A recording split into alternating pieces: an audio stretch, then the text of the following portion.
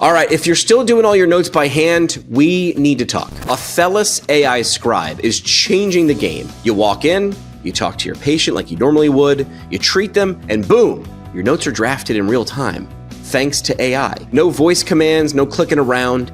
It just listens and writes like a scribe, but smarter. People are cutting their documentation time by 90%. That's not a typo, 90%.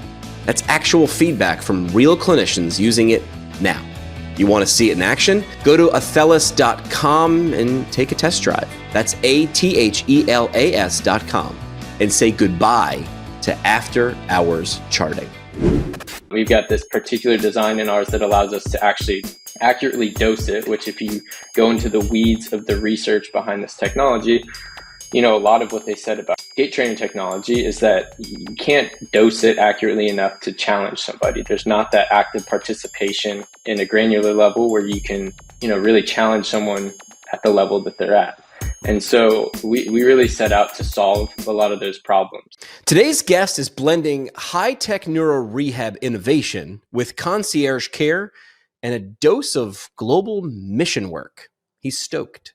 He's not just building a career, he's building a movement in rehab, one clinician at a time. You'll hear how he's using tech to empower, not replace therapists, what big healthcare gets wrong, and why you don't need to go non-clinical to make a massive impact. Our guest today is Cody Prizer.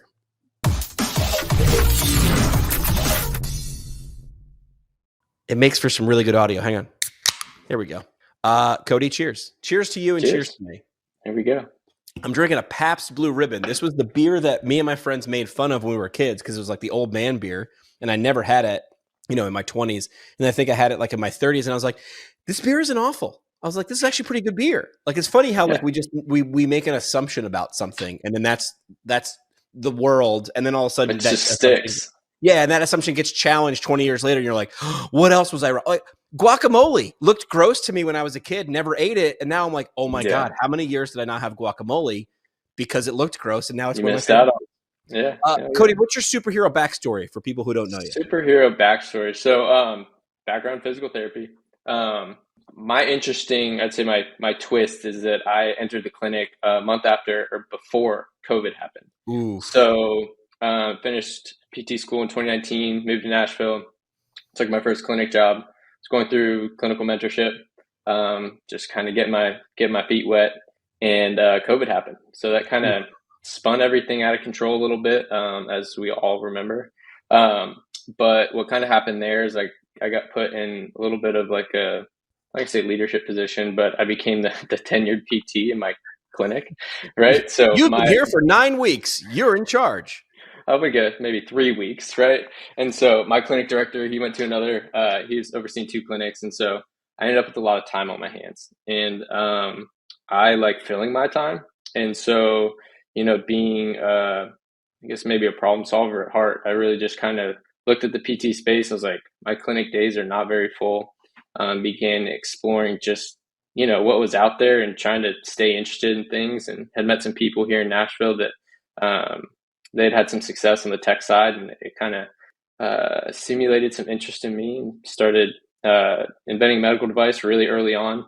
Learned a lot through that, met some really great people, spent about 2 years full-time in the clinic, and just determined that full-time clinic care was not really what I wanted to invest like my whole life trajectory into. Loved clinic, loved treating, loved the patient care sides of things, but just didn't quite see it didn't resonate with where I wanted to go, right? So moved to more like PRN type positions, worked in a hospital system, covered everything from, your cardiac step downs to joint outpatient. Like it was a really cool experience, just covering everything. Worked in a high pace, fast paced sports orthopedic practice, doing a lot of post-op, and then launched a concierge business of my own. And then ultimately, maybe about 2.5 years into that, connected with the company that I'm with now. They were looking for a project-based PT to use their technology. Ran a 6-week day program for them. Got to the end of 6 weeks, patients like, that was awesome. Would love to, keep doing it. Yeah. So I turned and looked at the team. I was like, hey, are we going to keep doing this? So did another 6 weeks, then a third 6 weeks, and a fourth and fifth. A year later, had a fully operational day program going for them. We're seeing patients 1 day a week. They opened up a spot on their business development team and joined that. So that was about a year ago doing that. And yeah, here I am. So let's go deeper into the tech, right? Like help us understand what it is. What does it do? How does it work? Like, Yeah. you're Yeah. a So tech biz dev guy now. yeah. I'll embrace that. So the device is called the Rise and Walk. It's the first full spectrum. We call it rehab station, but it's a gait training technology. So it's a 3-in-1, meaning it can be used seated, standing, and then the body weight support system. It's a tower that rotates. So you essentially have two body weight support zones on either side. So it's a very unique piece of equipment that is really addressing some big needs when it comes to like inpatient rehab space, working with patients that have considerable mobility deficits that require maybe a team of people to get the high intensity, high repetition gait training that research is really coming out to say that it's needed. That's what's driving the neuroplastic changes that are required for somebody after a stroke just to get back on their feet and be able to engage in the community. What's something that shocked you, like taking on this role? Like you got to bring a clinical mindset to a group of people who probably have really good technology background and sales isn't a bad word. People just want to make sure people understand that it's not a bad thing. What was the biggest thing that surprised you, like walking in with your clinical mind? Because you're going to look at the exact same thing everybody else is. You're just going to look at it differently. Right. What I've found is that specifically, I'd say with this like tech, wave that we're riding kind of all across healthcare, is that we don't have an innovation problem. We really have an adoption problem. And so it's what's interesting has been the real challenge for me is marrying the clinical need with the business value. And it's a fun challenge because, the two really operate almost in silos. You can go to a rehab team and you can get clinical buy-in and you can say, hey, I have a whole clinic full of patients that would benefit from this technology. We're doing it the old-fashioned way. You can kind of show maybe where things can be optimized, and then it's bridging that to, the business operations. And I think that's where you're seeing some of these large hospital systems that, when we look at our healthcare system, maybe just specifically on the rehab side, comparing it to some of the other countries that are maybe a little bit more advanced than we are. I'm not in those countries. I don't know how those systems necessarily work, but what I see on our end a lot is that there tends to be some dragging of feet. People are not really wanting to invest maybe what they can into supporting the rehab process. When you look at a healthcare system, everything is diagnostic driven. How can we get a patient that has a problem? How can we identify it and get them into a treatment path? But then, when we're looking at the whole patient, how do we then actually tangibly get them better and get them back on their feet? And I think that's the value of rehab and PT that, unfortunately it's just hard to get, some people to invest that way. Yeah. What do you think other clinicians that you talk to, or maybe still in clinic, right? And again, I love how you said that, which is like, it's not that I didn't love it. It's I wanted to try something else, which is kind of what we're on this rock for, is try a bunch of stuff. And if you find something you love, do it. But you've sort of adopted neuro rehab and technology. What's the biggest misunderstanding other clinicians, people that you knew before or people that you meet after, what's the biggest misunderstanding they have about technology in rehab? Yeah, I think there's two big things there. One, I think just with technology in general, PT is a very interaction driven space where we get to work with those patients. And I think in some way people look at technology, specifically some things here, as something that if they introduce, it's going to kind of remove them from that. So I think there, in some ways, people think that, this technology is going to take their job or something like that, which again, that's we can unpack that further. If you want, we could do a whole hour on that. Whole hour on that, right? But I think the other side of it is that, we're very much like a research-based healthcare. We want to see things that are proven. We want to see data that backs up why something works the way it does. And I think sometimes that's too thick of a filter to take something that you can look at just based on principle and see what it does. One thing I talk about when I get people that kind of lean in on the research side of things. So backing up, end effector technology, which is kind of the category that our device falls into, it's been around for like 20 years, right? So we didn't come out and invent something that's game-changingly new, but What we was it did. called again? What type of technology? What was the word? It's called end effector, right? So I don't know that. Oh, yeah. So affects the end user. exactly, Oh, right, okay. or the ends, your extremities. Oh, So if understood. you look at Understood. like an exoskeleton, right, that's very much bolt on, where you are articulating across a joint and you're influencing movement there. And so you can see, yeah, I love that you were able to pull that up. I don't know if I'm assuming that's showing up for everybody. Yep. But yeah, you can see articulating with the hands and feet, right? So it's a very open based system.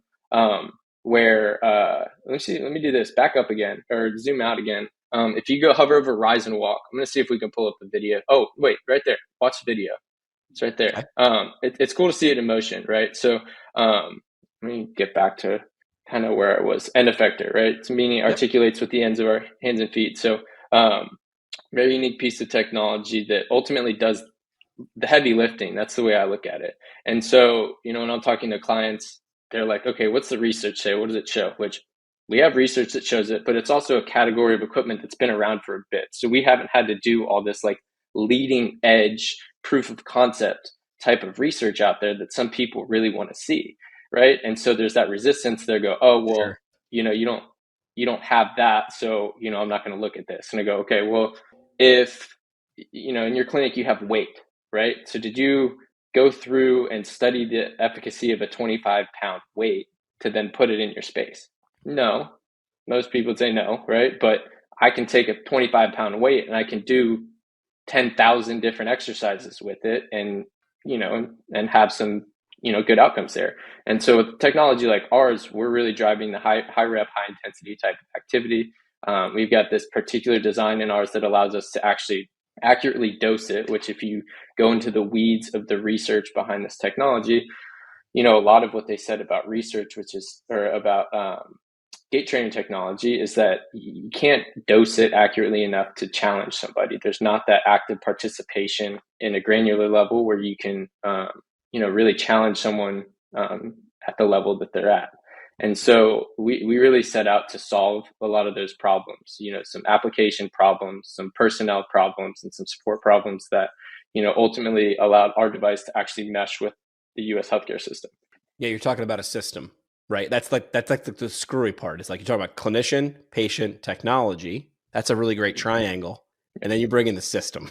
Right. So, and I bet you a lot of things, and again, we could do another hour just on this, which is you've said healthcare is hurting rehab departments, that we are bleeding out, and then how can we fix it? Because that's where we plug into this system.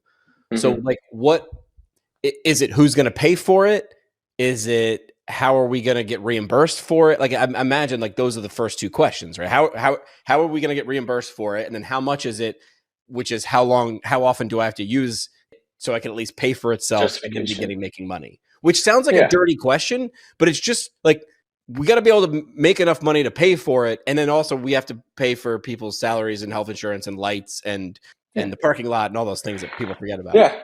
The ugly truth is that healthcare is a business, right? And so you is. can preach outcomes and, to preach till you're blue in the face, but at the end of the day, it's a business and you have to cater to the business side of it. And so I think when you look at technology in the space, a lot of it wasn't designed in the US. You got big players in Israel and, Italy and, a lot of these kind of Europe and Asian countries that they're designing this technology to, meet a patient profile or meet something that they're seeing within their industry, but then it's being, pushed over into the US, for the market that we have here. And it's just not designed to meet the needs that we have. And so that was one of the considerations that we had, is we were like, we knew to succeed that we would have to make something that really worked with our patient population. But, to your point, how do you get paid? Like, reimbursement is what it drives. So, unfortunately, and I think this is something that, we'll hopefully see in the next couple of years, is some type of CPT kind of reform or evolution there, that, we've learned how to abuse that system. And, unfortunately, on the rehab side of things, CPT codes and what we're currently being reimbursed for our services, they leave a lot of these rehab departments, unfortunately, in the red. And when you look at a large healthcare system, it's hard for them to justify investing in a great piece of technology that will undoubtedly help their patients and help their clinicians, but it's like, hey, we're not making money in this department, so why are we going to invest in something like that? And so it's an unfortunate reality. Again, it's a business, and you got to play the game. And so I think at some point something will change, because if you look at somebody that has a spinal cord injury or a stroke, it's not the same episode of care like somebody has a knee replacement, right? Knee replacement, you might get 2 to 3 months of PT, and then they're off managing their care on their own. But somebody has some kind of incomplete spinal cord injury, or any type of neurological injury, like it's going to affect them for probably the majority of the rest of their life, if not the whole thing. And our one thing that I really love about our technology is that it provides an environment for somebody to get the same general activity that I can go. I got a gym in my garage, very blessed there, so it's really convenient for me to go exercise and train. But somebody that has a mobility deficit, they can't just go walk around the neighborhood to go for a run or lift weights. And so it's really hard to give somebody the opportunity to exercise and get the cardiovascular benefits that we can get by walking. And I think, that's something that, again, it's unique that we're able to do that. And I'm proud of our technology and what we're able to do. So. All right, here's a question. What would you do with an extra hour every day? It's not a trick question. That's what a bunch of physical therapists are saying after switching to Empower EMR by MW Therapy. It's built on automation and AI. So basically, it becomes your clinic's co-pilot. It keeps your schedule full, handles billing like a pro, and cuts way down on paperwork headaches. But here's the kicker. It's not some generic system. It's made for physical therapists by people who know what you deal with day in and day out. You want more patients? Done. Easier documentation? Done. Less stress? Yes, please. Empower lets you be the hero of your clinic with happier patients, less burnout, and better profits. Book your demo today at mwtherapy.com and see why switching just might be the easiest win of your year.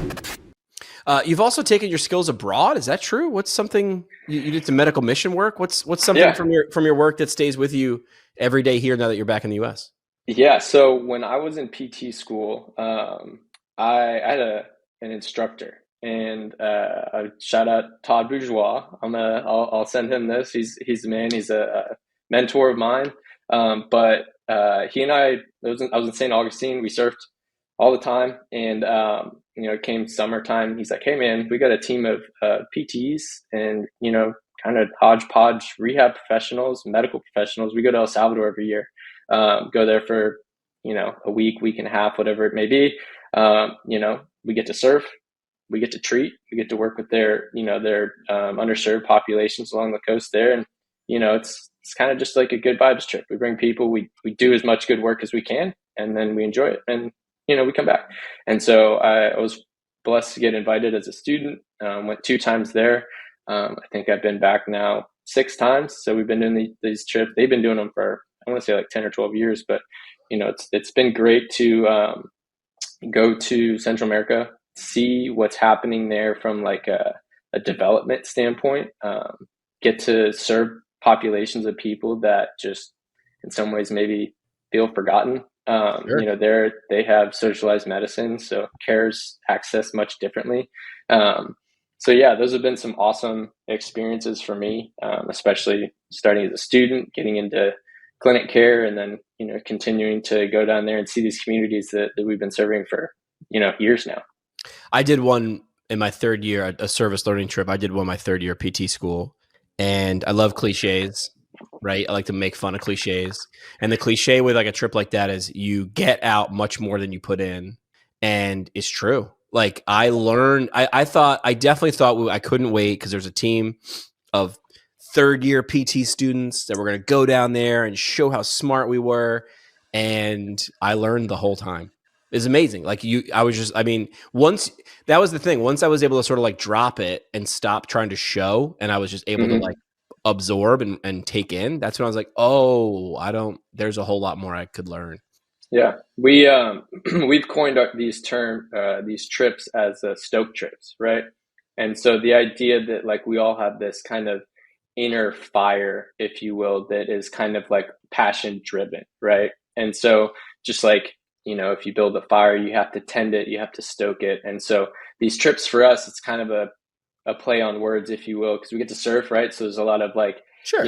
stoke on that side of it, Stoked. right? But, for the deeper sense of like, we get to go there and we get to treat people who don't expect a group of Americans to show up and give freely and just help them, right? They're in these communities that, they don't have medical care. They have to hop on a bus. It takes them 3 hours just to get into the city, just to sit in line to potentially seen by a doctor that day. They have to, labor and walk to get water just to bring it back to, the little place that they might live in. And so to show up and just sit there and just to do whatever we can for them, whether it's medical, whether, it's just saying, I'm gonna pray for you, something like that. It's like just the way that it's received and the joy that these people live with is, it sticks with you. Like you said, you bring it back with you.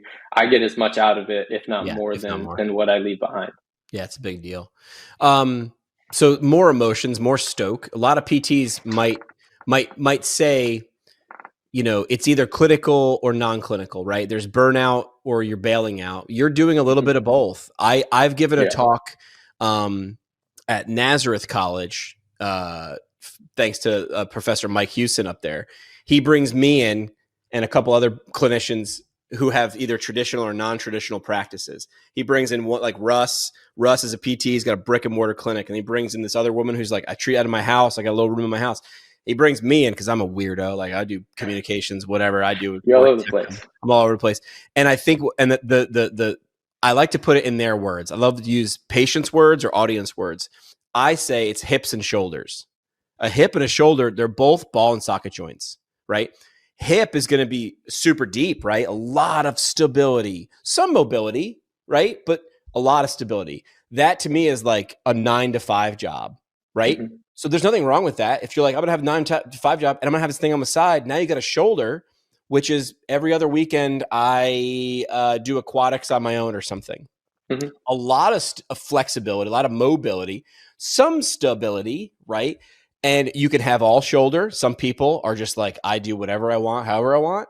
And one of the students was like, which one's better? And I said, which one is better for you? Like you're looking for the answer and you knew they're smart kids, right? I call them kids because they feel so much younger than me. But I'm like, the answer is it depends. And also it doesn't have to be, this is what I do forever. I could do this. You were doing your stuff for 6 weeks at a time. Had you said, I don't like this anymore, you would have been like, all right, well, thanks so much for the last 6 weeks. Like, and we're going to part ways. So right. I feel like what have you learned that could help others by being able to say, hey, I don't want to be in a clinic 8 hours a day, 5 days a week. And that's not necessarily quitting. It's not quitting. You just took your skills to a non-familiar place, to quote a friend. Yeah. Yeah, no, I think, if you just look at our education system, we're kind of forced to make a decision super early on when we're still figuring things out. Sure. And so, right. For me, like I went through undergrad, jumped right into PT school, and then jumped right into my professional career. The unique thing, what I identified pretty early on is that from a physical therapist standpoint, we get such a diverse background. Right? Yeah. We know so much about the human body. We get such a unique experience in our healthcare system, from working in hospitals to outpatient clinics to private practice to specialties, you name it. There's so many different things you can do. And I think people almost get, maybe it's like analysis paralysis, where they go, I don't know what else I can do, so I'm just going to stay in clinic care. For me, what's been great is talking and networking and connecting with people in order to just see what's out there, right? And so I've had a very unique experience in my 5 years that I've been out of the clinic, and I've touched so many different things and been in so many different settings, and for me, it's hard not to get bothered when you hear people that are so divisive between clinical and non-clinical. It's like, I do both, yeah. I'm in a business development role. I work for a startup company, but I also have a concierge practice, like I treat on the side. Keeps my skills sharp. It allows me to be a resource in the communities around me, to my friends, my families. And that's something that I think is very unique to the PTs. It's like we can walk in a room and we can have nothing but, I mean, our hands and a human in front of us, and we can help them. We can talk them through things. We can explain things, and I think when we're trying to figure out, what we want to do, how we want to, engage with our healthcare system, it's like we're kind of dealt a tough hand of cards, but we still have a very tangible way to help people, and I'm never going to abandon that. I just encourage PTs that, are maybe burned out by something that's in their day to day. It's like, don't feel like you're stuck there. We're put in a box, we're stuck in a little bit of a rigid structure with our healthcare system, but that doesn't mean you have to play by those rules. I joke around with the guys that I do live streams with. I'm like, well, you could go to a Facebook group and bitch about it. That's probably helpful. And listen, I've bitched about stuff too, but then you got to do something about it. And if you think you're going to change the system, great, get to work. Like, I don't know how to change the system. I've tried. Maybe I've had a little help in changing a big thing. Great.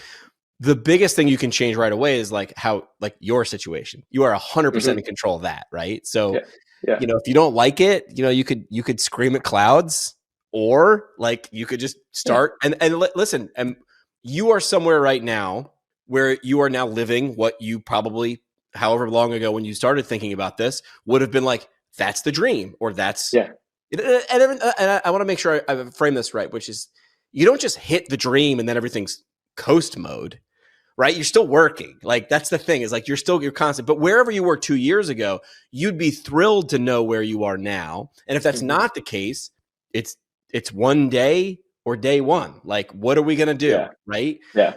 And I want to caution people too. You don't need to know what it looks like. What you should say is, what do I want it to feel like? So when someone's like, I like that. What do I want my perfect day to be? And I'm like, I don't know, man, but I want to feel heard and helpful. And, I want to be doing a lot of different things or whatever. Start with the emotion, because how it'll look is different than like how it'll feel. And trust me, the feeling is the thing that makes people want to run or stay. That's that's what I think a lot of clinicians will say about burnout, is they feel stuck. That's what they'll say. I feel stuck. And I'll say, I get it.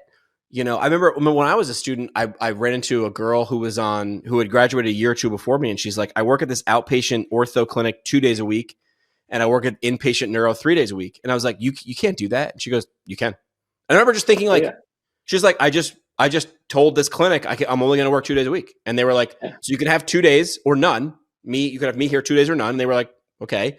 And then the inpatient neuro clinic was like, we need you. So she's like, great, I'm only working 3. And they were like, okay. Now it's easier said than done, but keep looking. Right. If you ask and you get told no, like, okay, keep going. Like, you have to pitch a lot to get the thing to work sometimes. Yeah, no, you touched on a lot of good things there. And one of my favorite sayings, it's like 2 best times to plant a tree, right? It's right now and 20 years ago, right? Yeah. And so I think a lot of people have this paralysis when it comes to starting something that ultimately leads to inaction. And I was fortunate to receive some good mentorship, if you will, kind of early on, that was pretty much like, you just have to start. That means something different to everybody, but the smaller you make that first step, the more realistic it's going to be that you'll actually do it. And I went up full time, and I was like, okay, well, like you said, this isn't really where I want to be. This isn't what the emotion wants. This isn't what the day-to-day wants. So I was like, okay, well, how do I get to that 5-year point? How do I close the gap? Okay, well, how do I close the gap, right? And for me, it was kind of like, okay, let's supplement things with some PRN type things. And I was exactly that. I was in a hospital 1 to 4 days during the week. I was in an outpatient clinic 2 to 3 times a week. I could take a whole week off, and then I'd just being the side business, side hustle person that I tend to kind of come up with. I had a staging installation business. I worked with interior designers, just like doing manual labor. Like, I love just staying active and busy. And if you aren't happy where you're at, you just got to do something. You know what I mean? And it's just like, you'll get there. But I think people are too afraid to take that step. And I think it's very much too often that you just make that step too big. You try to take a jump, and it's just like, let's walk before you run. Love that. The other quote I like with that, the quote that you mentioned, which is the two best times to plant a tree 20 years ago and today. I like to pair it with the other one too, which is society grows great when old men plant trees whose shade they know they'll never sit in, which is like, you're going to do something that you know you will never benefit from. Yeah. Some of that work that you're doing, you're not going to see the return. Yeah. But a lot of the things that you enjoy now were done by people who did it, who never saw the return. And that's just, that's a fancy way of saying like, sort of like pay it forward. But that's where your Stoke trip too is like, maybe you never get paid for that trip, but you got paid for that trip. You know what I mean? Like you got it in your stuff. Yeah, absolutely. Cody, last thing we do on the show is called the parting shot. What's something you want to leave with the audience? What's your mic drop moment? You can use a quote, you can reuse stuff that's allowed, whatever you'd want to, what's the last thing you want to leave on people's minds? Yeah, I think that's tough. I even knew this was coming, and I didn't, I thought I was gonna have something good. I thought I was, my thing is like, I got into PT because I wanted to help people, and for me, right now, that looks a lot different than when I was full-time clinic care. And I think not being afraid to be afraid of change, right? I think that's, things are fluid and things are changing, and our healthcare system is all over the place. And, it kind of changes one day at a time, change it one room at a time, one conversation at a time. And so, being willing to ask, talk to people, that's one thing that I always appreciate. I get people to reach out to me on LinkedIn, like, hey, how'd you get there? Right. I love having those conversations because it just gets people to think differently, and, we're institutionalized in a way where we're kind of developed to think in certain ways. And it's the people that kind of step outside of that and look around that ultimately get where they want to be. They're the happy ones because they didn't let somebody else dictate what they spent their time doing. So, yeah, I think, I don't know if that's quite the mic drop moment I was hoping for, but, if I can encourage one person to have a conversation and to reach out and just think differently about their current position, then, I've won the day. Yeah, it makes me think of another great quote. We're dropping quote bombs here. I love it. It's a great quote for PT as well, or rehab or anything, which is, if the plan doesn't work, change the plan, not the goal. Change the plan. So like your goal was to help people. And that in the beginning looked like walking into a clinic and helping people there. And then that didn't fulfill you, or maybe you just wanted to change. You changed the plan, but not the goal. The goal is still very much in your sights. Cody, appreciate the time, man. Thanks for doing this and sharing. And maybe one person out there is going, okay, all right, I saw one other person doing this. I was on the end of a diving board. I might do that too. So appreciate your time, man. Yeah, thank you. Let's be real. You didn't become a therapist to be average. You've got something in you that wants more mastery, more impact, more confidence in the clinic. That's exactly what Brooks Institute of Higher Learning delivers. Their residency and fellowship programs aren't just resume builders, they're transformation zones. You get one-on-one mentoring, deep dive classwork, labs, and real-time experience inside one of the most advanced rehab systems in the country. And the best part? You're not grinding this out on the side. You get a full salary and benefits while you train with the best. Whether it's ortho, neuro, peds, geriatrics, women's health, Brooks IHL helps you become the expert you know you're meant to be. Check out brooksihl.org to learn more and take that next step.